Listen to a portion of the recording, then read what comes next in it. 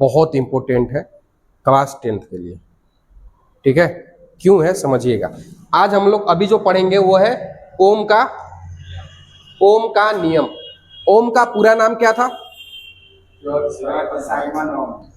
क्या नाम था? जॉर्ज साइमन ओम थे, भौतिकी के वैज्ञानिक थे। इन्होंने अपना एक खोज किया, नियम निकाला, किसके लिए? विद्युत के लिए। किसके लिए निकाला? विद्युत के लिए। क्या निकालना समझिए। ये कहते हैं कि नियत ताप पर किसी चालक के दो बिंदुओं के बीच का विभवांतर उसमें प्रवाहित होने वाली विद्युत धारा के समानुपाती होता है। कहने का मतलब है कि भी जो कि आपका विभवांतर है ये समानुपाती होता है किसके? आई के। और ये आई का है? धारा है, विद्युत धारा है ना। तो विभवांतर किसके समानुपाती होता है? धारा के। लेकिन एक नियम है, एक टर्म्स एंड कंडीशन है। और टर्म्स एंड कंडीशन क्या है कि निश्चित ताप होना चाहिए, नियत ताप होना चाहिए। तापमान कैसा होना चाहिए? नियत होना चाहिए। तापमान में बढ़ोतरी हो जाएगा, आपका धारा जो परिपथ में चल रहा है परिपथ में जल जाएगा। समझे? तार गल के गिर जाता है।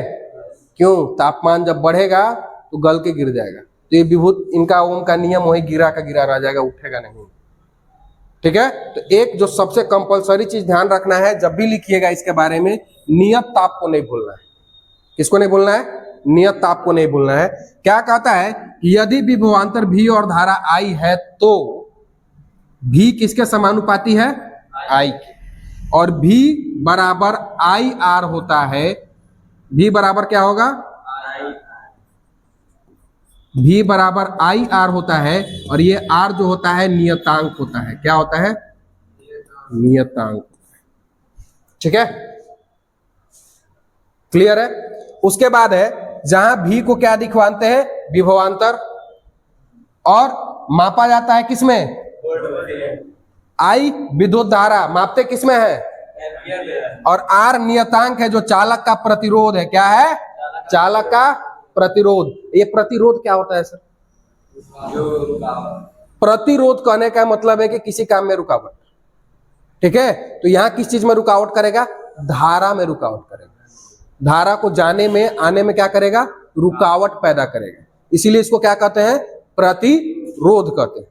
अब समझिएगा, यदि किसी चालक के दोनों सिरों के बीच, कोई चालक है जिसके दोनों सिरों के बीच क्या होगा? विभवांतर 1 वोल्ट है।